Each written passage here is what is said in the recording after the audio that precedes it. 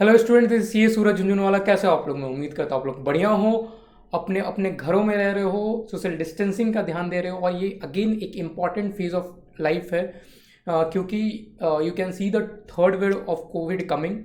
So please please please again do maintain all those precautions so that again we pass through this difficult time.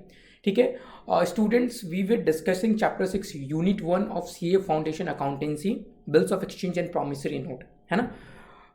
We have already discussed basics about bills of exchange, but if you have not watched our previous lecture, don't worry.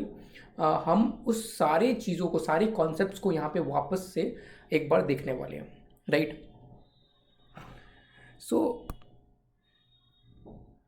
let's say in a commercial transaction there is a two party, A and B. ठीक है, दो party है A and B. अगर A B को कोई goods sale कर रहा है, A B को कोई गुड्स सेल कर रहा है, गुड्स देता है, तो normally what we have seen, B उसको कोई कंसिडरेशन देता है in the form of cash और मे बी ए चेक। ठीक है ना? So this is what we usually see. तो ए बी को अगर कोई सामान बेच रहा है तो बी उसको कैश देता है, एंड ये ट्रांजैक्शन हाथों हाथ सेटल हो गया, सेटल्ड ट्रांजैक्शन है ना? ये सेटल्ड ट्रांजैक्शन है। ये पहला केस था। लेट्स से दूसरा केस क्या हो सकता है? ए बी को सामान बेच रहा है,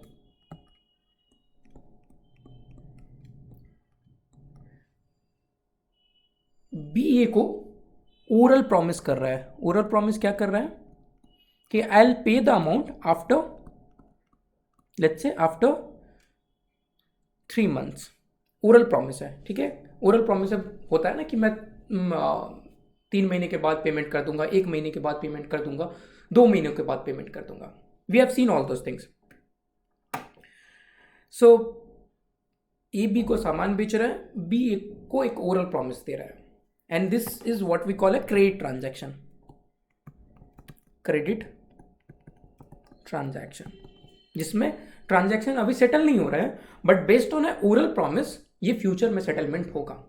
एंड इस केस में क्या होता है, ए के लिए बी एक डेटर हो जाता है, बी डेटर होता है, और बी के लिए ए एक क्रेडिटर हो जाता है। This is how we deal it, right? B के बुक्स में अगर अकाउंटिंग कर रहे हो तो आपको क्रेडिटर डालना पड़ेगा, ए के बुक्स में अकाउंटिंग कर रहे हो तो डेटर डालना पड़ेगा। And this is also what we call it as trade receivable।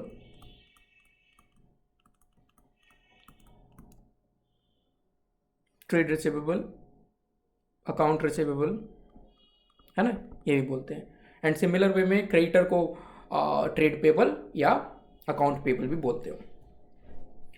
But होता क्या है, फर्स्ट वाले केस में कोई प्रॉब्लम नहीं, क्योंकि ट्रांजैक्शन आपका हाथों हाथ सेटलमेंट हो रहा है। फर्स्ट केस में कोई प्रॉब्लम नहीं, कोई इशू नहीं है, क्योंकि ट्रांजैक्शन आपका हाथों हाथ सेटल हो रहा है।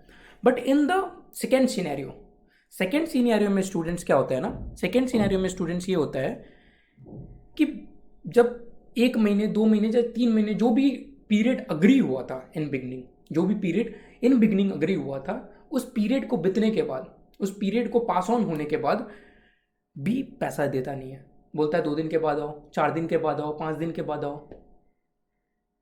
और ये तो कलयुग है। रामचंद्र कह गए सिया से ऐसा कलयुग आएगा, तो ये कलयुग ऐसा होता है। We have seen that, you have seen that, I have seen that, कि पैसे देने में सबको, उस टाइम में सबको, उसी टाइम में सबको सब प्रॉब्लम आ जाती है। पैसा कोई नहीं देना चाहता।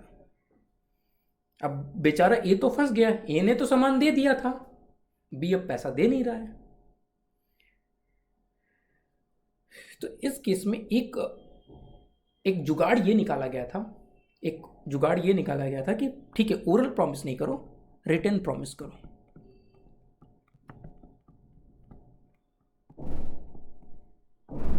ओरल प्रॉमिस नहीं करो, रिटन प्रॉमिस करो। अब जैसे भी रिटन प्रॉमिस कर देगा ना ए को, जैसे बी रिटन प्रॉमिस कर देगा ए को कि मैं 3 महीने, 2 महीने, 1 महीने जब भी मैं पेमेंट करूंगा, तो वो ड्यू डेट पे जाकर ए बी से ड्यू डेट पे जाकर पैसा मांगेगा। अगर उसके बाद वो पैसा नहीं देता है, अगर वो ड्यू डेट पे जाकर पैसा नहीं देता है, उसके बाद अगर नहीं देता है तो इसके पास एक ऑप्शन होगा, that is legal recourse. Legal action ले सकता है। Legal action against whom? Legal action against B. तो इसलिए ये थर्ड वे आउट निकाला गया रिटन प्रॉमिस का, एंड उसमें आपको लीगल एक्शन लिया जा सकता है। एंड इस रिटन प्रॉमिस का हमने कल नाम क्या देखा था? Bills of exchange. Bills of exchange. Bills of exchange.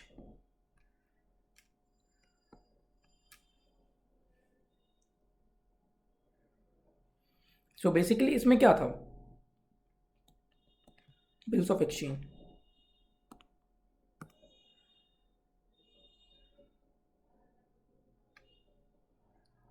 ये एक इंस्ट्रूमेंट है,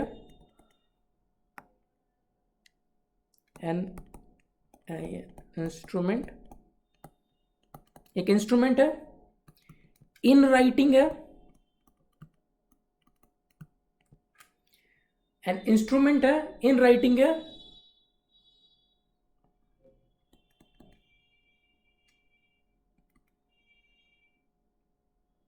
ये किसको डायरेक्ट करता है? Direct acceptor of the instrument, जो एक्सेप्ट करता है उसको ऑर्डर देता है, direct acceptor of instrument.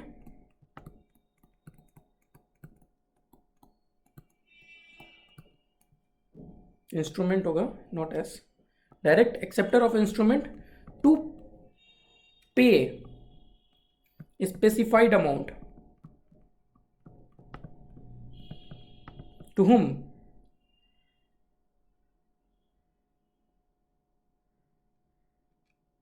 To pay specified amount to, या तो स्पेसिफाइड पर्सन जो इंस्ट्रूमेंट में लिखा हुआ हो,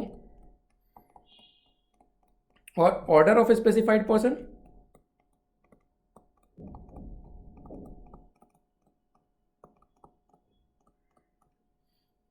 और बियरर ऑफ इंस्ट्रूमेंट। ये हमने देखा था। तो इंस्ट्रूमेंट इन राइटिंग, अब ये क्या है? चाहे इंस्ट्रूमेंट इन राइटिंग के बदले ये भी बोल सकते हैं N unconditional order in writing, है ना? अनकंडीशनल ऑर्डर, ये भी बहुत इंपॉर्टेंट वर्ड है। ये कंडीशनल नहीं हो सकता है। अगर कंडीशनल हो गया तो स्टूडेंट ये बताओ, क्या ए को कोई एश्योरिटी मिला कि 100% उसे पैसा मिल ही जाएगा? अगर उसमें कंडीशन लगा दिया, मैंने एक एग्जांपल दिया था, कोई भी कंडीशन नहीं लगा सकता है कि 3 महीने के बाद अगर इंडिया मैच जीता तभी मैं पैसा दूंगा। तो इसमें कोई भी एश्योरिटी ए को नहीं मिल रहा है, कोई भी ए को एश्योरिटी नहीं मिल रहा है। तो यहां पे क्या करा, ए ने एक बिल्स ऑफ एक्सचेंज बनाया, बी के पास लेकर गया। ए क्या हो गया यहां पर? ड्रॉअर हो गया। ड्रॉअर हुआ, इसके पास लेकर गया, इसको बोला तुम एक्सेप्ट करो, एक्सेप्ट दो, एक्सेप्टेंस दो। तो ये क्या हो गया? ड्रॉई हो गया। ड्रॉअर हो गया, ये ड्रॉई हो गया। एंड यहां पे पे भी यही हो गया। तो मैंने ये भी बोला था कि ड्रॉअर एंड पे कैन बी सेम, बट ये भी हो सकता था कि ए बी को डायरेक्शन देता कि पैसा सी को देना है। तो यहां अगर ऐसा होता तो पे सी हो जाता। तो हमें ये ध्यान रखना है, ड्रॉअर हो सकता है, ड्रॉई होगा और पे होगा, 3 अलग अलग पार्टी हो सकते हैं। बट किसी किसी केसेस में ड्रॉअर एंड पे कैन बी सेम, किसी किसी केसेस में ड्रॉअर एंड पे can be same. So again student समझेंगे, हमने एक ट्रांजैक्शन देखा था, या तो वो कैश में सेटलमेंट हो सकता है, या तो वो क्रेडिट ट्रांजैक्शन हो सकता है। और क्रेडिट ट्रांजैक्शन में हमने देखा था कि यूजुअली पहले क्या होता था, ओरली प्रॉमिस कर देते थे। अब जब ओरली प्रॉमिस होता था तो जो जिसे पैसा लेना रहता था ना, उसकी भिखारियों वाली हालत हो जाती थी। अपना ही पैसा लेने के लिए उसके पास 10 बार जाना पड़ता था, उसका डिग्निटी कॉम्प्रोमाइज होता था, उसका टाइम कॉम्प्रोमाइज होता था, है ना? तो इन दैट सिनेरियो उसने एक मिडिल वे निकाला। इन दैट सिनेरियो एक मिडिल वे क्या निकाला? रिटन प्रॉमिस का। एक रिटन प्रॉमिस का मिडिल वे निकला। रिटन प्रॉमिस क्या है? बेसिकली बिल्स ऑफ एक्सचेंज, है ना? बिल्स ऑफ एक्सचेंज एक अनकंडीशनल ऑर्डर है। अनकंडीशनल ऑर्डर आप किसको देते हो? एक्सेप्टर ऑफ इंस्ट्रूमेंट, जिसे आप दो रहे हो उसे एक्सेप्ट करना पड़ेगा। Unconditional order to the acceptor of instrument to pay specified amount. किसे दोगे? जो स्पेसिफाइड पर्सन है, जो बिल्स में, जो डॉक्यूमेंट में स्पेसिफाइड पर्सन है ना, उसे देना पड़ेगा, या तो ऑर्डर ऑफ स्पेसिफाइड पर्सन, मतलब जो जो एक्चुअल पेई है या जिसे आपको पैसा देना है वो किसी और को ऑर्डर कर दे, मतलब कि किसी और को पैसे देने के लिए बोल दे, तो उसे दे दो, या तो बियरर ऑफ इंस्ट्रूमेंट को दे दो, है ना। So this is basics about bills of exchange. तो अगर आपने कल मतलब प्रीवियस लेक्चर में नोट्स नहीं बनाया था तो you can again use this lecture for making notes, ठीक है। ये हमने देखा, ये भी आप बना सकते हो कि ड्रॉअर पे, अगर बी सी को बोल दे पे करने के लिए, सॉरी ए बी को बोल दे कि सी को पैसा देना है, तो सी विल बी पे, है ना। इसमें हमने कुछ की फीचर्स देखे थे, की फीचर्स, की फीचर्स क्या क्या हो जाएंगे स्टूडेंट, ये राइटिंग में है, राइटिंग में होता है अनकंडीशनल ऑर्डर, ये बहुत इंपॉर्टेंट है। अनकंडीशनल ऑर्डर, कोई कंडीशन नहीं लगा सकते हो, अनकंडीशनल ऑर्डर। स्टैम्प्ड, ठप्पा लगा होना चाहिए भैया, ठप्पा, ठप्पा लगा हुआ होना चाहिए, मतलब इस पे स्टैम्प ड्यूटी पे हुआ होना चाहिए।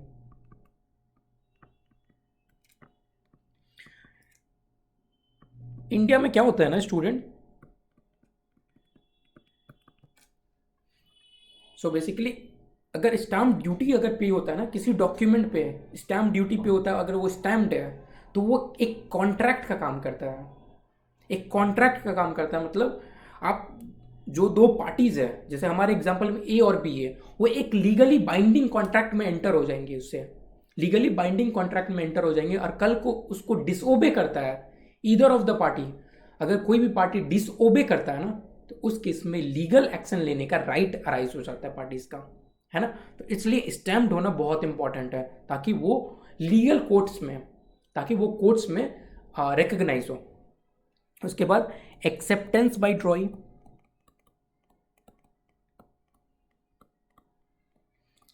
एक्सेप्टेंस देगा तभी तो ये वैलिड बिल्स ऑफ एक्सचेंज होगा। आपने किसी को भी ऑर्डर दे दिया, नरेंद्र मोदी को ऑर्डर दे दिया कि 500 करोड़ इस पर्सन को पे कर देना, तो क्या वो वैलिड हो जाएगा? नरेंद्र मोदी ने भी तो एक्सेप्ट करना पड़ेगा ना, नहीं तो हम ऐसे बिल्स ऑफ एक्सचेंज लिख लिख के फाड़ते जाएंगे, है ना। So it is very important कि it is accepted by the, it is accepted by the drawing, it is accepted by the drawing. अब स्टूडेंट्स आपका एक क्वेश्चन और अराइज होगा इस पर, हमने सामान बेच दिया, हमने तो सामान दे दिया, what if, what if, what if the drawee doesn't accept,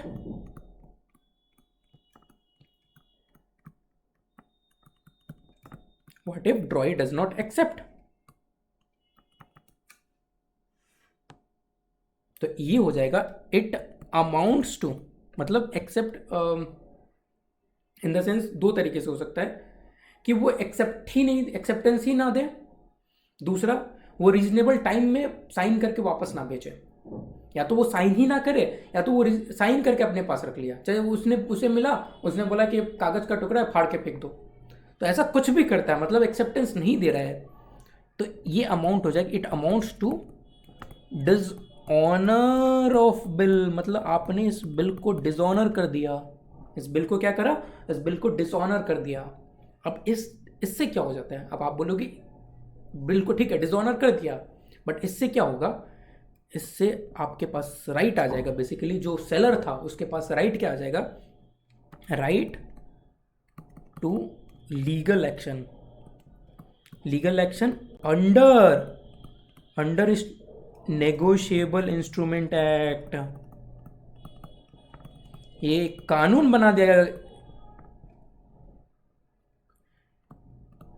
देखो अब ऐसा तो होता नहीं है ना कि इंसान को प्यार से समझाओ तो मानता है, इसलिए हर एक चीज़ के लिए कानून बनाना पड़ता है, हर एक छोटे छोटे चीज़ों के लिए भी कानून बनाना पड़ता है। सो अगर ये डर नहीं रहता, अगर ये डर नहीं रहेगा कि नेगोशिएबल इंस्ट्रूमेंट एक्ट में बी के अगेंस्ट लीगल एक्शन लिया जा सकता है, तो बी कभी भी उसे एक्सेप्ट करने से अग्री नहीं करेगा। अब क्योंकि लीगल एक्शन लिया जा सकता है तो बी को एक्सेप्ट करना पड़ेगा, क्योंकि उसने सामान लिया है तो सिर्फ ओरल प्रॉमिस देकर नहीं होगा, रिटन प्रॉमिस करना पड़ेगा। अगर ए को रिटन प्रॉमिस चाहिए तो बी ने भी रिटन प्रॉमिस देना पड़ेगा कि मैं ड्यू डेट पर जाकर पैसा दूंगा। एक कोई नाजायज बात तो बोल नहीं रहा है ना, ये बात तो बोला नहीं ना कि अब मुझे अब इमीडिएट पेमेंट दो। उसने तो ये बोला कि भाई ठीक है, जो तुम बात बोल रहे हो उसे लिख के दो, लिखित में दो, साइन करके दो, स्टैम्प करके दो, है ना।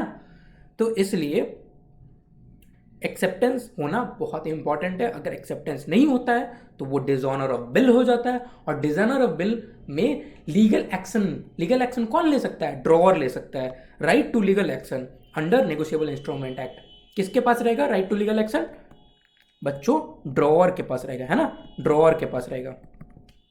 ठीक है, उसके बाद एक्सेप्टेंस दे रहा है ड्रॉई, तो कैसे साइन वाइन करके एक्सेप्टेंस देगा। दूसरा, आपको ड्रॉअर को भी तो साइन करना पड़ेगा ना। कैसे पता चलेगा कि ड्रॉअर ने वो बिल बनाया है ना, जो पार्टी ने पैसा लेना वही बिल बनाया, वो तो साइन करके ही बताएगा। उसके बाद डेट होना बहुत इंपॉर्टेंट है, डेट होना बहुत इंपॉर्टेंट है। बट एक चीज ध्यान रखना, जो डेट होता है ना, वो जिस दिन बिल ड्रॉ हुआ है, ड्रॉन डेट रहता है,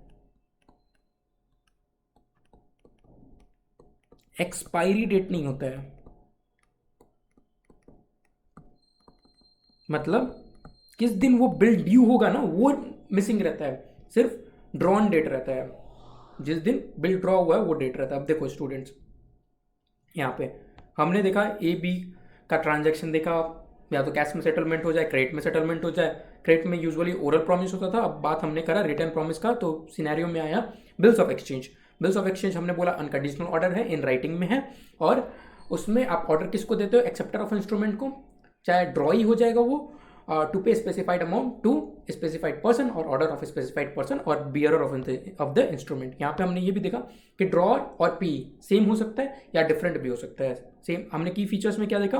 राइटिंग में होना चाहिए, अनकंडीशनल ऑर्डर होना चाहिए, स्टैम्प्ड होना चाहिए, साइंड होना चाहिए, एक्सेप्टेंस होना चाहिए। अगर एक्सेप्टेंस नहीं दिया तो डिसऑनर ऑफ बिल हो जाएगा, और डिसऑनर ऑफ बिल हुआ तो राइट टू लीगल एक्शन आ जाएगा। किसके पास? राइट टू लीगल एक्शन आ जाएगा ड्रॉअर के पास, है ना। राइट टू लीगल एक्शन आ जाएगा ड्रॉअर के पास। और डेट आपका हमेशा रहेगा, तो डेट ऑफ ड्रॉइंग डेट, जिस दिन बनाते हो उस दिन का डेट रहता है।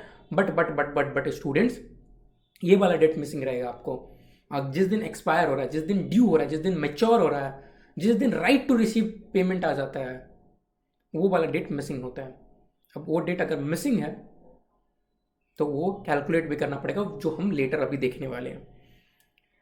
तो यूजुअली जब हम नेगोशिएबल इंस्ट्रूमेंट एक्ट का बात कर रहे हैं ना, नेगोशिएबल इंस्ट्रूमेंट एक्ट बेसिकली 1881 है, 1881 नेगोशिएबल इंस्ट्रूमेंट एक्ट 1881 है। अब जब हम नेगोशिएबल इंस्ट्रूमेंट एक्ट का बात कर रहे हैं ना स्टूडेंट्स, तो इसमें 3 टाइप का डॉक्यूमेंट्स बेसिकली का बात किया जाता है under negotiable instrument act.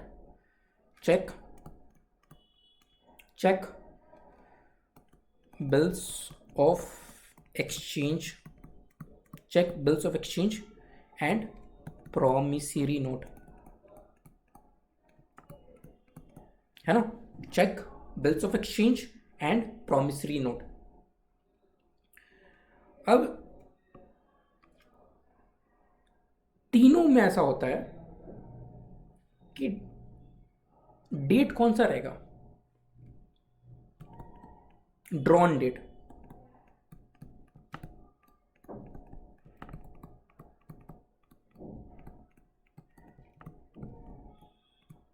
But expiry date missing होता है। however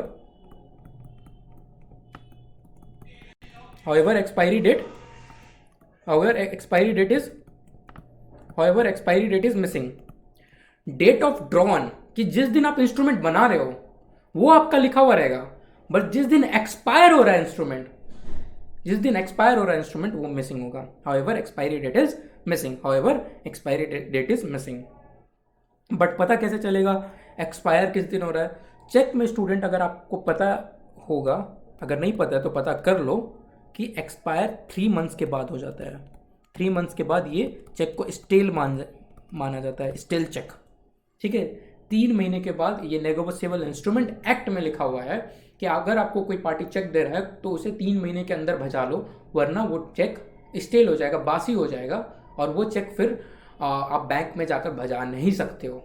अगर बैंक में जाओगे तो बैंक पैसा देगा नहीं, ठीक है। तो 3 महीने तो आपको पता है कि मैक्सिमम जो मेच्योरिटी अमाउंट है, मैक्सिमम मेच्योरिटी टर्म है, दैट इज आफ्टर 3 मंथ्स, ठीक है। उसके बाद आप नहीं कर सकते हो। बिल्स ऑफ एक्सचेंज में, बिल्स ऑफ एक्सचेंज में हमें कैलकुलेशन करना पड़ेगा।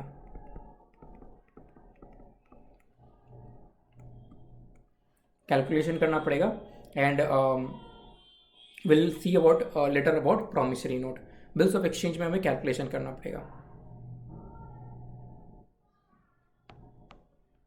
Right student.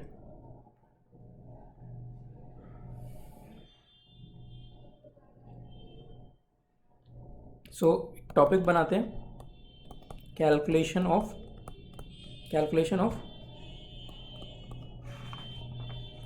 Due date of bills of exchange. अब ये वाला टॉपिक हमने लेक्चर नंबर 1 में नहीं कवर किया था। इनफैक्ट हमने जो की फीचर्स था वहाँ तक कवर करा था, बट ये calculation of due date of bills of exchange, ठीक है, bills of exchange.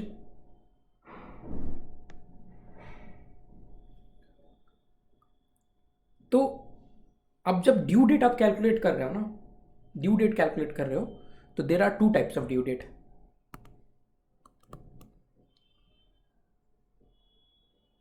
There are 2 types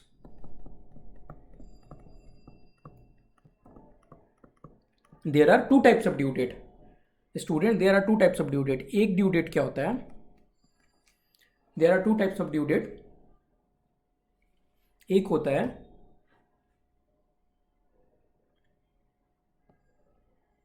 legal due date और एक होता है nominal due date. Nominal due date,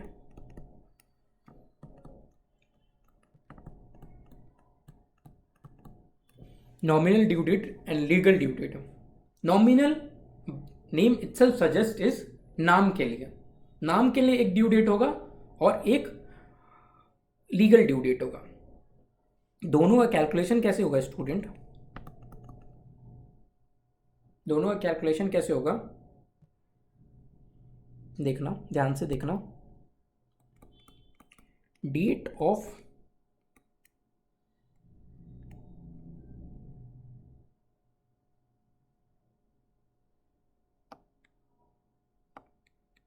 अब यहां पे इसको और स्पेसिफाई कर देते हैं। अब नॉमिनल ड्यू डेट में भी हमें ये देखना पड़ेगा आफ्टर डेट बिल है या आफ्टर साइट बिल है। आफ्टर डेट बिल है या आफ्टर साइट बिल है,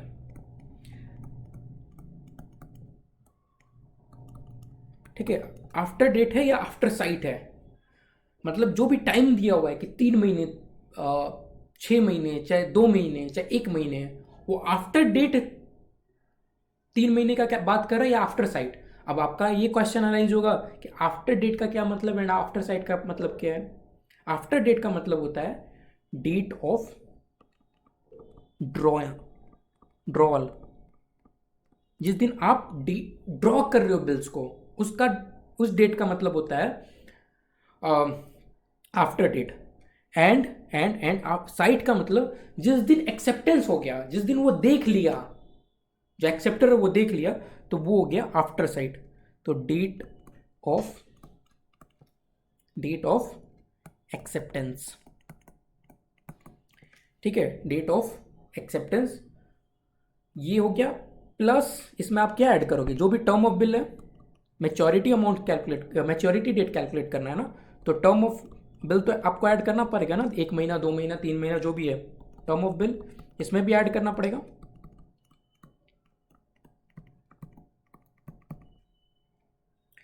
legal due date exactly same है, नॉमिनल ड्यू डेट से एग्जैक्टली सेम है।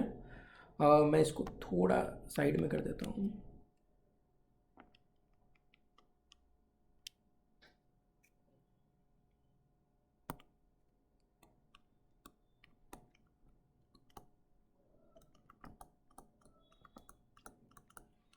Legal due date exactly same है, जो भी केस हो सकता है, दोनों में से कोई भी केस हो सकता है। बट इसमें क्या होता है ना student, plus 3 grace days, plus 3 grace days. Students समझो ध्यान से, हमें यहाँ पे एक ड्यू डेट कैलकुलेट करें, ठीक है। अब इसका न्यूमेरिकल कैलकुलेशन वगैरह भी हम देखेंगे, अभी थियोरेटिकली समझो। नॉमिनल फॉर नेम सेक हम ड्यू डेट कैलकुलेट कर रहे हैं। अब जैसे बिल ऑफ एक्सचेंज है हमारा, ठीक है, बिल्स ऑफ एक्सचेंज है जिसमें एक डेट दिया हुआ है, यहाँ पे डेट दिया हुआ है, ड्रॉअल का डेट दिया हुआ है, और उसमें जो ड्रॉअर है वो बोलता है कि मिस्टर एक्स को 1 लाख रुपए दे दो, मिस्टर एक्स को 1 लाख रुपए दे दो। यहाँ पे एक्सेप्टर ने एक्सेप्टेंस कर लिया। मान लो यहाँ 1 जुलाई है, ये एक्सेप्टेंस हुआ है 3 जुलाई को, है ना, 3 जुलाई को एक्सेप्टेंस हुआ है। और इसमें लिखा हुआ है कि मिस्टर एक्स को कब पैसा देना है, आफ्टर, जैसे 3 मंथ्स आफ्टर डेट लिखा हुआ है, 3 मंथ्स आफ्टर डेट। अगर 3 मंथ्स आफ्टर डेट है ना, तो ये वाला डेट लो, ये वाला 1 जुलाई वाला डेट लो, और वहां से 3 मंथ्स कैलकुलेट करो। अगर यहां पे 3 मंथ्स आफ्टर डेट के बदले 3 मंथ्स आफ्टर साइट रहता ना, 3 मंथ्स आफ्टर साइट रहता, तो कौन सा डेट लेते, ये वाला डेट लेते, यहां से 3 मंथ्स कैलकुलेट करते। क्योंकि 3 जुलाई को एक्सेप्टेंस मिला है, तो आफ्टर साइट मतलब एक्सेप्टेंस से देखेंगे, आफ्टर एक्सेप्टेंस, आफ्टर साइट मतलब आफ्टर एक्सेप्टेंस, आफ्टर डेट मतलब आफ्टर ड्रॉअल डेट, है ना। तो ये हो गया नॉमिनल। बट जब भी आप लीगल डेट कैलकुलेट करोगे ना, लीगल ड्यू डेट, तो उसमें आपको 3 दिन एक्स्ट्रा ऐड करना पड़ेगा, 3 दिन एक्स्ट्रा ऐड करना पड़ेगा। क्यों भैया?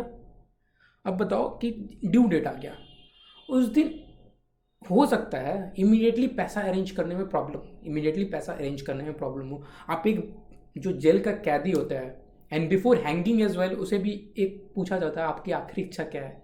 तो ये तो फिर भी एक सीधा साधा इंसान है, उसको दे दो भैया 3 दिन एक्स्ट्रा पैसा वैसा अरेंज करने के लिए। तो 3 ग्रेस डेज दिया जाता है। ये 3 ग्रेस डेज के बाद ही अगर 3 ग्रेस डेज में भी नहीं मिलता है पैसा, तभी जो ड्रॉअर है वो लीगल एक्शन ले सकता है अगेंस्ट एक्सेप्टर, जिसने बिल्स को एक्सेप्ट करा है, उसके अगेंस्ट लीगल एक्शन ले सकता है ओनली आफ्टर 3 ग्रेस डेज। तो नॉमिनल ड्यू डेट तो हमने सिर्फ नेम से के लिए कैलकुलेट करा है, ताकि हम उसमें 3 ग्रेस डेज ऐड करें to calculate the legal due date. क्योंकि नॉमिनल ड्यू डेट में हम लीगल एक्शन नहीं ले सकते हैं, उसके बाद अपने को 3 दिन देखना पड़ेगा। अब आपके माइंड में ये क्वेश्चन अराइज हुआ नहीं हुआ, but I would like to discuss. ये भी तो हो सकता है ना स्टूडेंट कि 3 महीने जब खत्म हुआ तो वहाँ पे एक पब्लिक हॉलीडे आ जाए। हाँ जी सर, बिल्कुल हो सकता है, पब्लिक हॉलीडे या तो इमरजेंसी हॉलीडे आ जाए।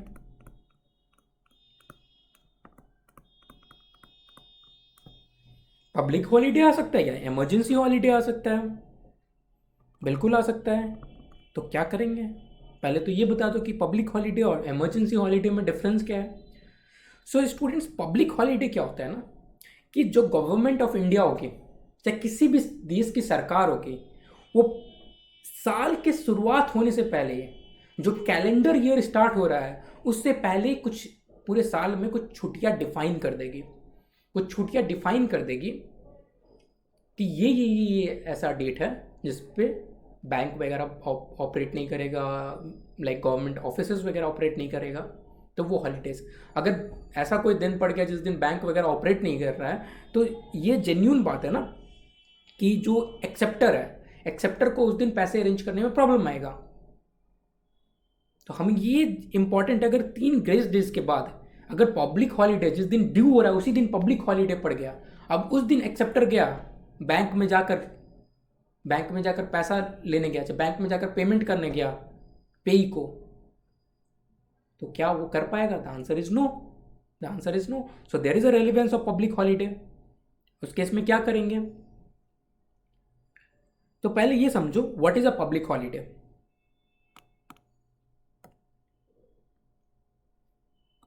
Holidays which are holidays which are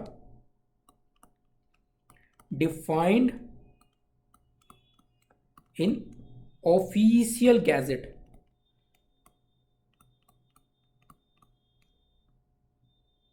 official gazette of government of India. अब क्योंकि हम इंडियन कॉन्टेक्स्ट में बात करें तो official gazette of government of India. तो जो भी ऐसे हॉलीडेज है जो डिफाइंड है इन official gazette of government of India. अब आपका एक और क्वेश्चन अराइज होगा कि सर ये भी तो बता दो कि ऑफिशियल गैजेट क्या होता है. सो बेसिकली आपने कभी सुना होगा, चाहे मूवीज़ वगैरह में देखा होगा कि पहले जब राजा वगैरह रहते थे तो राजा ने प्रजा को कोई भी अनाउंसमेंट करना रहता था प्रजा को, तो वो अपने 2-3 बंदे को भेजता था, ढोल नगाड़े लेकर ढोल बजाता था, सुनो सुनो सुनो बोलकर बोलता था, ताकि और ढोल बजाता था ताकि पूरे गांव वाले जो विलेजर्स हैं वो क्या हो जाते थे, अलर्ट हो जाते थे और ध्यान से सुनते थे. और वो जोर जोर से ढोल बजाकर फिर वो बोलता था कि जो हमारे राजा हैं उसने ये बात कही है. ठीक है, वो अनाउंसमेंट कर देता था. और या तो वो ओरली बोल देता था या तो वो पूरा एक पत्र लेके आता था, घोषणा पत्र. ठीक है, मान लो एक घोषणा पत्र है कि सारे गांव वासियों का इस महीने का कर माफ कर दिया जा रहा है. तो वो एक घोषणा पत्र जो वहाँ से राज दरबार में जो राजा रहते थे वो साइन कर देंगे और वो घोषणा पत्र लाकर वो पढ़ देता था विलेजर्स के आगे. तो वो भी काइंड ऑफ क्या हो गया, एक मीडियम हो गया कम्युनिकेशन के लिए. कोई भी अगर नोटिफिकेशन देना है ना, सरकार को कोई भी नोटिफिकेशन देना है तो उसके थ्रू दे देते थे. और एक वन प्लेटफॉर्म हो गया जिसके थ्रू कोई भी नोटिफिकेशन वगैरह चला गया, एक घोषणा पत्र हो गया. तो वो तो ट्रेडिशनल मेथड था. आज के डेट में क्या होता है, ऑफिशियल गैजेट होता है. ऑफिशियल गैजेट एक वन प्लेटफॉर्म हो गया जिसके जिसके थ्रू पूरे गवर्नमेंट ऑफ इंडिया पूरे कंट्री को एड्रेस कर सकते हैं. मान लो जीएसटी का रेट बढ़ाना है, चाहे कोई लॉ इंट्रोड्यूस करना है, चाहे लेट्स से कोई लॉ में मॉडिफिकेशन लाना है, कुछ भी ऐसा चीज़ है जो पब्लिक को इन्फॉर्म करना है तो गवर्नमेंट क्या करेगा, अपने ऑफिशियल गैजेट में पब्लिश कर देंगे एंड उसके थ्रू पब्लिक को पता चल जाएगा. And it is official website of government of India जिसके थ्रू वहाँ पे सारे नोटिफिकेशन चले जाएंगे. और हॉलीडेज का भी लिस्ट है. सो जो नेक्स्ट ईयर लेट्स से अभी 2022 स्टार्ट हुआ है, 2022 का जो भी लिस्ट ऑफ हॉलीडेज होगा ना वो 2020 के टुवर्ड्स इन नवंबर दिसंबर मंथ तरफ वो अपलोड हो चुका होगा ऑफिशियल गैजेट में. उसी के थ्रू सबको ये पता चल जाता है कि कौन कौन से डेज में एक्चुअली ऑफिशियल हॉलीडेज है. उसी के हिसाब से उसी बेस्ड में जो प्राइवेट कंपनीज होगी, चाहे गवर्नमेंट कंपनीज होगी, जो बैंक्स होगी, वो अपना फिर कैलेंडर बनाएंगे जिसमें अपना हॉलीडेज डिफाइन कर देंगे. ठीक है, तो ये होता है ऑफिशियल गैजेट. तो basically it is a medium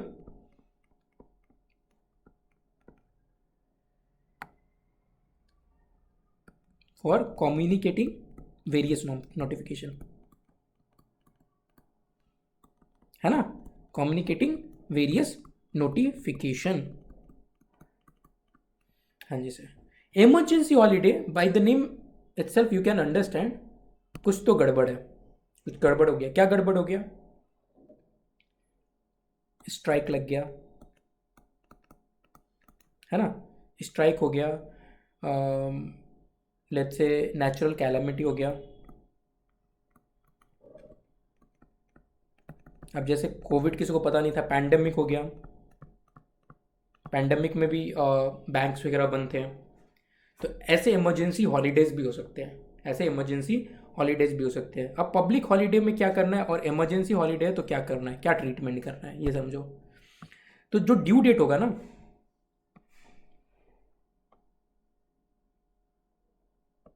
due date will B,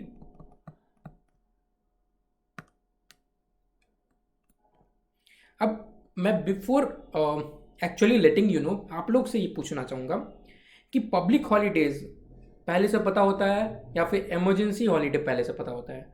basically relaxation किस में देना चाहिए, जो एक्सेप्टर है उसको रिलैक्सेशन किस में देना चाहिए? ऑफ कोर्स पब्लिक हॉलीडे आपको पहले से पता होता है। जिस दिन आप बिल एक्सेप्ट कर रहे हो उसी दिन आपको पता है कि इस दिन को तो हॉलीडे होने वाला है। अगर उसी दिन अगर आपको पता है कि इस दिन को छुट्टी होने वाली है तो आप क्यों जाओगे इंडिपेंडेंस डे को 15 अगस्त को आप जाओगे परेड देखने? आप पैसा उससे पहले पे करोगे ना, पैसा पे करो फिर आराम से अपना परेड देखो, जो भी करना है करो। क्योंकि आपको 15 अगस्त तो पहले से पता है, गांधी जयंती तो पहले से पता है, 26 जनवरी रिपब्लिक डे आपको पहले से पता है। तो उस डेट जो पहले से आपको पता है कि इस दिन छुट्टी होने वाली है, उसका रिलैक्सेशन हम नहीं देंगे। उस केस में ड्यू डेट हो जाएगा, due date will be immediately preceding business business day. उससे पहले जो इमीडिएटली प्रिसीडिंग जो बिजनेस डे होगा ना, वही ड्यू डेट मिल जाएगा। मतलब इस केस में आपको जो एग्जैक्टली 3 दिन का ग्रेस है ना, वो कम हो जाएगा, है ना। एग्जैक्टली 3 दिन का ग्रेस नहीं मिलेगा, क्योंकि तीसरा दिन तो आपको हॉलीडे हो रहा है, पब्लिक हॉलीडे है, तो उससे पहले का आपको जो भी बिजनेस डे पड़ता है उस दिन आपको देना पड़ेगा पैसा। उस दिन तक, उससे पहले आप दे दो वेल एंड गुड, बट उस दिन से आप लेट नहीं कर सकते हो, ठीक है। अब एग्जाम्पल ऑफ पब्लिक हॉलीडे क्या हो जाएगा? एग्जाम्पल जैसे इंडिपेंडेंस डे,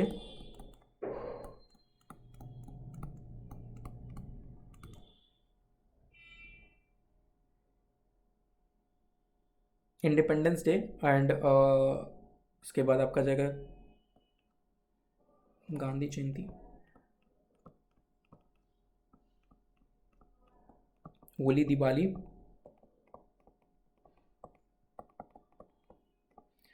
एक्सेट्रा। अब देखो इसमें एक और पॉइंट टू बी नोटेड क्या है स्टूडेंट, यहां पे मैं ऐड करवाता हूं, प्लस ऑल संडेज, इसको भी पब्लिक हॉलीडे माना जाएगा। ये नेगोशिएबल इंस्ट्रूमेंट एक्ट में लिखा हुआ है कि आपको सारे संडेज को भी इंक्लूड करना है, जितने भी संडे हैं। उस दिन 26 जनवरी नहीं भी हो, उस दिन 15 अगस्त नहीं भी हो, 2 अक्टूबर नहीं भी हो, गांधी जयंती नहीं भी हो, दिवाली नहीं भी हो, होली नहीं भी हो, बट संडे को आपको पब्लिक हॉलीडे मानना पड़ेगा, ठीक है। तो संडे भी पड़ता है तो उससे पहले का आपको बिजनेस डे लेना पड़ेगा, ठीक है। अब आता है क्वेश्चन स्टूडेंट, इमरजेंसी हॉलीडे में क्या होगा? सिंपल है, इस ये वाला तो पता नहीं था ना कि पैंडेमिक हो जाएगा, चाहे आज के दिन में बाढ़ आ जाएगा, अर्थक्वेक आ जाएगा, पता नहीं था ना पहले से। तो उस केस में आपको रिलैक्सेशन क्या देना पड़ेगा? ड्यू डेट आपका हो जाएगा, due date will be immediately immediately succeeding business day,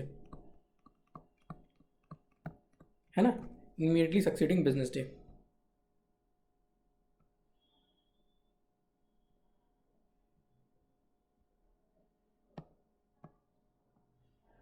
अब हमने ड्यू डेट देख ही लिया ऑलमोस्ट, और इस पर हम और डिटेल डिस्कशंस वगैरह करेंगे जब हम क्वेश्चंस वगैरह देखेंगे। अब आता है स्टूडेंट बात types of bills of exchange.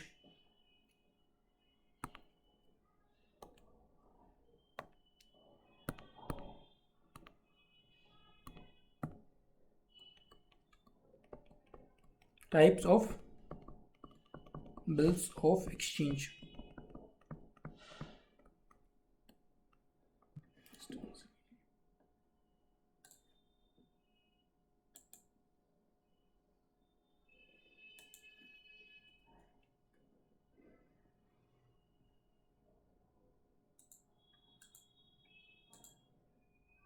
Types of bills of exchange.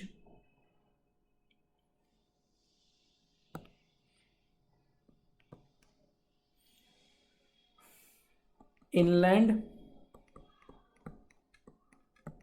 and foreign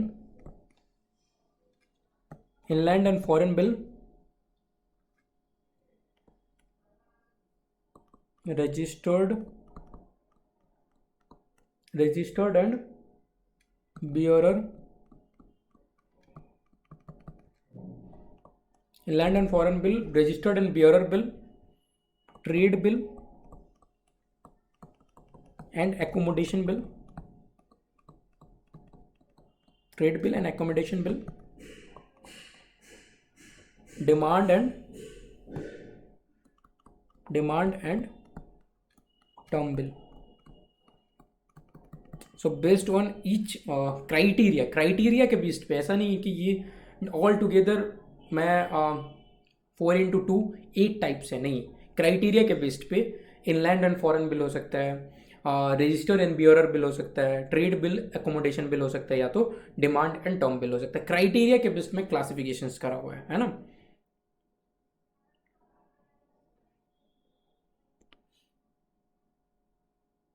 inland and foreign bill हमने कल देखा था in the previous lecture part 1 में। हम इसका मे बी नोट्स को यहाँ पे रेप्लिकेट कर देंगे, बट एनी विच विच हमने ये इनलैंड एंड फॉरेन बिल तो देखा हुआ है।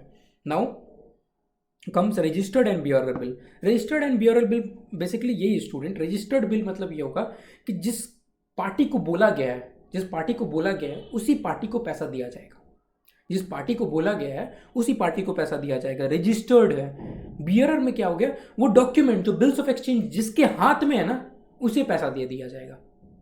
तो चेक भी आपने सुना होगा, एक तो बियरर चेक होता है जिसमें सिर्फ नाम लिखा हुआ रहता है, और एक क्रॉस चेक होता है, ऐसे लिख दिया जाता है।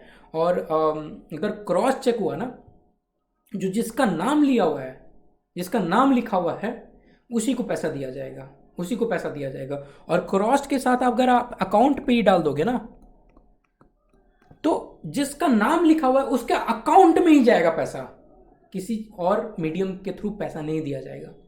सिर्फ क्रॉस्ड है, नॉर्मल क्रॉस्ड है तो उसे कैश भी दे सकते हैं, अगर वो खुद से, वो जिसके नाम पे चेक है वो खुद से भी जाएगा तो उसे पैसा मिल जाएगा, बट किसी और को पैसा नहीं मिलेगा। अगर क्रॉस्ड के साथ अगर आप अकाउंट पे ही डाल देते हो तो वो पर्सन तो ठीक है, बट उस पर्सन के अकाउंट में पैसा जाएगा, ठीक है।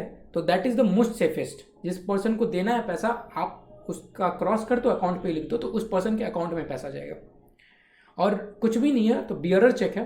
तो बियरर के केस में जो बंदा जाए, XYZ जो भी बंदा जाए, वो बंदा बैंक को पैसा चेक देगा तो उसे पैसा मिल जाएगा। इसमें बहुत बड़ा रिस्क क्या होता है, अगर आपका चेक मिसप्लेस हो गया, चाहे कोई आपको आकर चेक चोरी कर लिया, तो वो पैसा विड्रॉ कर सकता है। बट अगर अकाउंट पे हुआ, चाहे क्रॉस चेक है, तो कोई आकर चोरी कर लेगा ना, तो भी आप चोरी करेगा तो आपको पैसा नहीं दिया जाएगा, ठीक है। तो वैसे ही रजिस्टर्ड एंड बियरर बिल है। रजिस्टर्ड मतलब उसी पर्सन जिसके नाम पे रजिस्टर्ड है उसे मिलेगा, एंड बियरर में किसी को भी मिल जाएगा। ट्रेड बिल मतलब जो भी कॉमर्शियल ट्रांजैक्शंस के लिए होता है। एकोमोडेशन बिल हम डिस्कस करेंगे, बट ट्रेड बिल जो हमने अभी एग्जांपल देखा था A एंड B वाला, सेल एंड परचेज का ट्रांजैक्शन हो रहा था, तो ये कॉमर्शियल ट्रांजैक्शन वाला केस हो गया, है ना।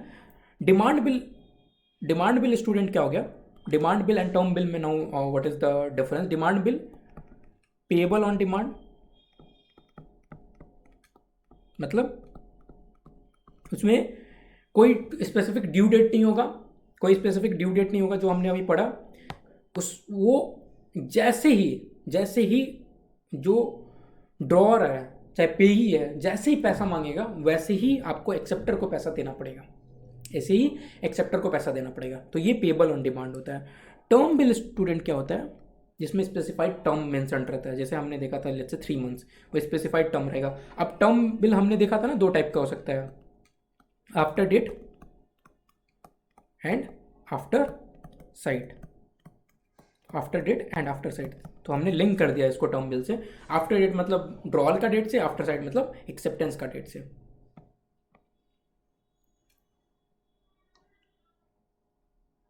ठीक है।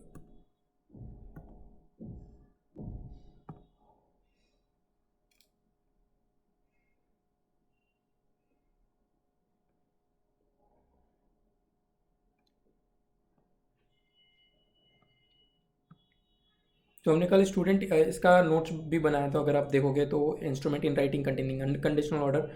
अगर आपने कल ये नोट्स अभी नहीं नहीं भी बनाया तो हमने ऑलमोस्ट इसको कवर कर लिया है, barring one this point foreign bills of exchange. So where is basically हमने क्या बोला, फॉरेन बिल्स ऑफ एक्सचेंज को which is not a inland bill, which is not a inland bill is a foreign bills of exchange. Foreign bills of exchange या आप एक country में draw करते हो, पेमेंट दूसरे कंट्री में होता है, मतलब दो कंट्री का इन्वॉल्वमेंट है, ठीक है। Prepared and triplicate and amount send is settled based on one of the copy, और बाकी यूजलेस हो जाता है, ठीक है, बाकी यूजलेस हो जाता है। तो यहाँ पे मैं चाहता हूँ कि मैंने इसको पढ़ लिया ताकि आपको ये रहे कि दोनों दोनों हमारा नोट्स अलाइन है ना, दोनों नोट्स आपका अलाइन होना चाहिए। नाउ एडिंग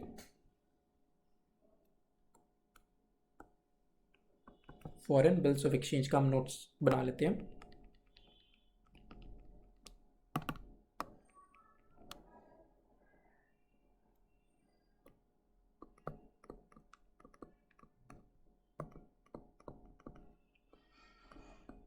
ये क्या बोलता है, एज पर negotiable instrument act, instrument act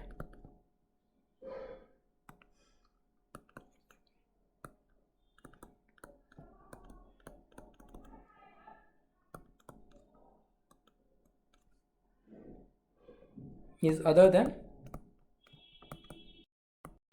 inland, inland bills of exchange. Other than, अगर इनलैंड बिल्स ऑफ एक्सचेंज है तो उसे फॉरेन बिल्स ऑफ एक्सचेंज बोलेंगे, ठीक है। Other than inland bills of exchange को क्या बोलेंगे, फॉरेन बिल्स ऑफ एक्सचेंज, ठीक है, एज पर नेगोशिएबल इंस्ट्रूमेंट एक्ट। अब इसमें इंपॉर्टेंट चीज़ें क्या है, drawn in one country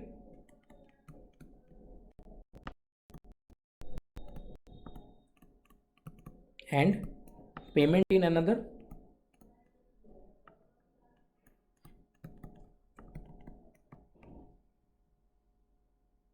drawn in one country and payment in another,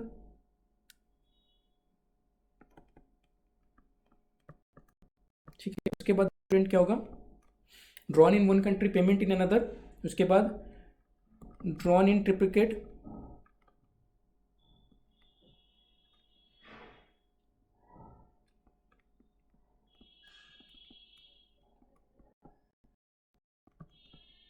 drawn in triplicate, और पेमेंट जो होगा, सेटलमेंट होगा, वो based on one of the copy.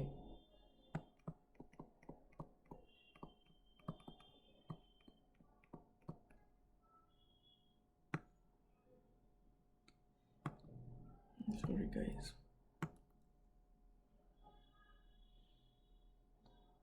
Settlement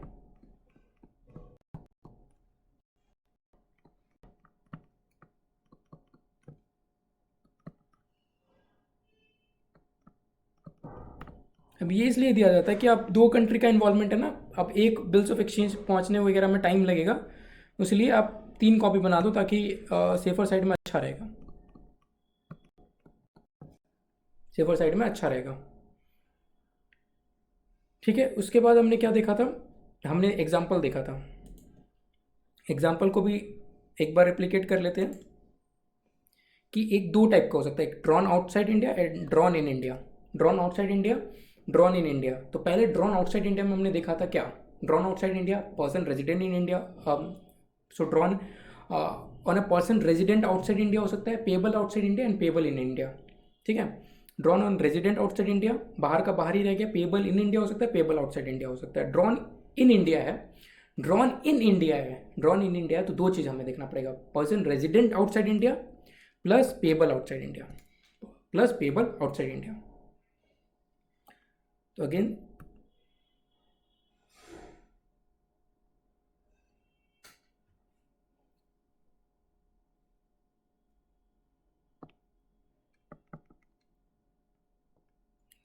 close this.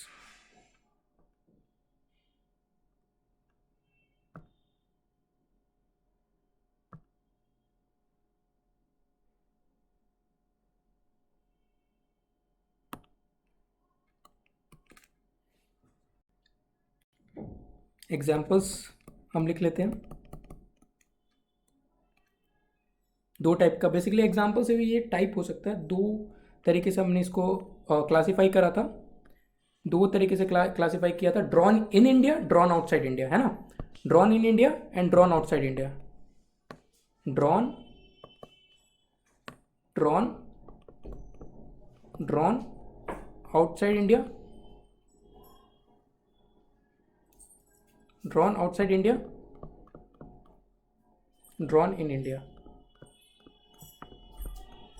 Drawn outside India and drawn in India, है ना। Drawn outside India and drawn in India.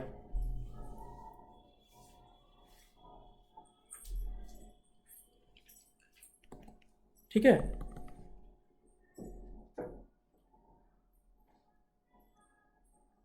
Drawn outside India में हमने देखा था अगेन क्या हो सकता है, ड्रॉन आउटसाइड इंडिया में क्या हो सकता है, पर्सन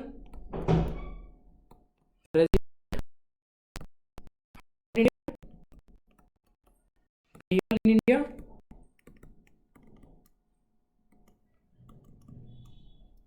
पेबल इन इंडिया,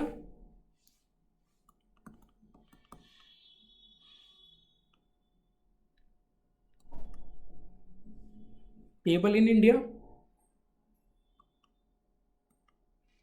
या पेबल।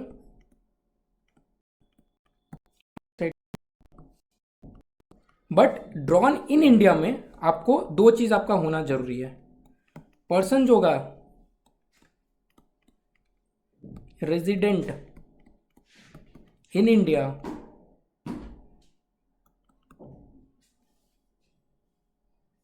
सॉरी पर्सन रेजिडेंट, क्योंकि इंडिया में तो आउटसाइड होना पड़ेगा। Person resident outside India plus payable outside India, तभी फॉरेन बनेगा। अगर ड्रॉ आप इंडिया में कर रहे हो, ड्रॉ इंडिया में कर रहे हो तो पर्सन रेजिडेंट आउटसाइड इंडिया पे होना चाहिए और पेबल आउटसाइड इंडिया होना चाहिए। तो अगर आप देख रहे हो तो ये फॉरेन बनेगा इन इंडियन कॉन्टेक्स्ट। तो आपने देखा था दो कंट्री का इन्वॉल्वमेंट हर एक में आपको ड्रॉ कंट्री का, क्योंकि पहला वाला तो ड्रॉन आउटसाइड इंडिया हो रहा है तो ऑलरेडी बाहर है, तो पेबल इन इंडिया हो चाहे पेबल आउटसाइड इंडिया रह जाए, चाहे पर्सन रेजिडेंट आउटसाइड इंडिया हो, ठीक है। और ड्रॉन इन इंडिया वाला भी हमने देख लिया। तो this is the foreign bills of exchange. अब जो भी फॉरेन नहीं है वो इनलैंड हो गया। सो अगर ये कैटेगरी में नहीं फॉल करता है तो वो इनलैंड हो जाएगा, ठीक है। इनलैंड फॉरेन हो गया। रजिस्टर्ड बियरर हमने समझ लिया, सॉरी इनलैंड फॉरेन हो गया, रजिस्टर्ड बियरर हमने समझ लिया। ट्रेड एंड अकोमोडेशन, अकोमोडेशन अभी हमने समझना बचा है। Demand bill payable on demand हो जाएगा और term bill after date after sight हो जाएगा, ठीक है। स्टूडेंट अभी आई होप आप लोग ये सारे नोट्स अच्छे से बना रहे हो, बिकॉज ये बहुत इंपॉर्टेंट, मैं सिंप्लीफाई करने का कोशिश कर रहा हूँ चैप्टर को, एज मच एज पॉसिबल मैं सिंप्लीफाई करने का कोशिश कर रहा हूँ। तो please please please please to make notes, very important. मिलते हैं स्टूडेंट्स नेक्स्ट लेक्चर में, तब तक thank you so much, bye bye, take care.